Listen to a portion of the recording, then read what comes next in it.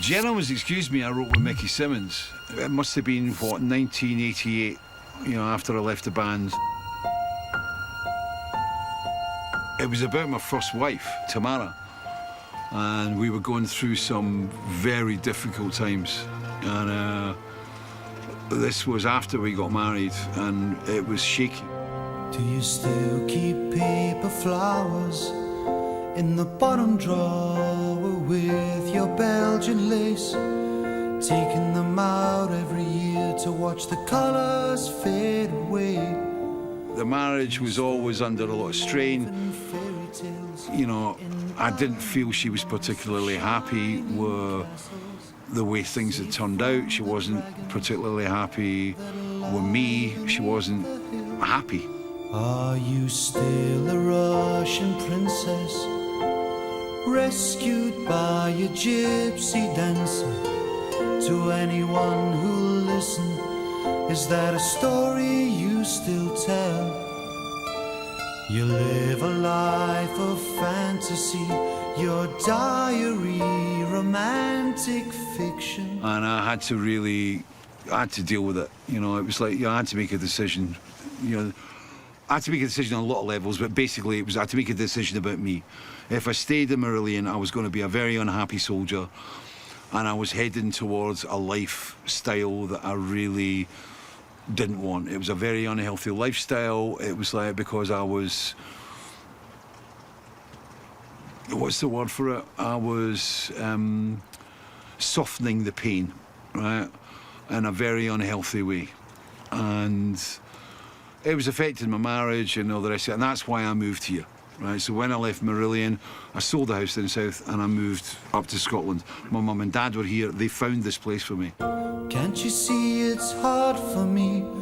Can you see what I'm trying to say?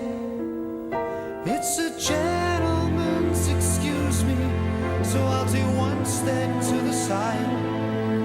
Can you get it inside your head? I'm tired of dancing. For every one step forward, I'm taking 2 steps back. Can you get it inside your head? I'm tired of dancing. You know, when we recorded it, it was incredible because I'd never recorded in Abbey Road before. And I'd never recorded in Abbey Road before with a 23-piece orchestra, right? And when we recorded it with John Kelly producing, the orchestra leader came up and he said, the orchestra would like if you would record in the same room with the orchestra, right? Now that is a very difficult thing to do, right? Because if you make a mistake, you know, it's not like doing a take where you can go, oh, can we stop it, we'll do it again. It's like when you've got a 23-piece orchestra behind you, right? You've got to get it right, right? And there's no overdubs, you know, you can't do overdubs because your vocal mic is picking up the orchestra, which is the whole magic of it all, right? And I went in, and an orchestra is a very, very expensive piece of kit to bring in. So we only had so many rehearsals and we only had so many takes. And at the same time, it was during that point of recording, I discovered that my wife was having an affair. I know you still like old-fashioned waltzes, your reflection in the mirror that you flirt with as you glide across the floor. It was somebody that I knew from Gerrards Cross. It was one of the reasons why we moved. We had to get away, and I came up and found him in the house. And then I had to go back and record the rest of the album. So I was singing all those songs with the knowledge that, you know, the marriage was falling apart. So it was a tough recording, very emotional. It was a very emotional rendition. And I think we only had 2 takes with the orchestra to do it, and we nailed it on the first take.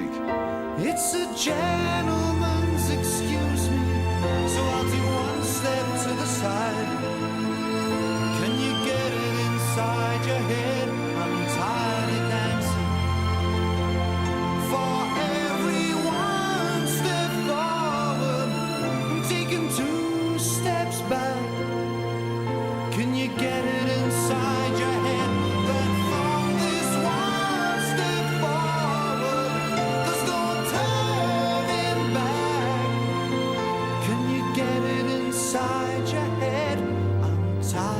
dancing. And then, you know, we held it together, lots of apologies, and then soon after that, you know, Tara, my daughter, was born in 1991. And I had Tamara play the part of herself in The Gentleman's Excuse Me.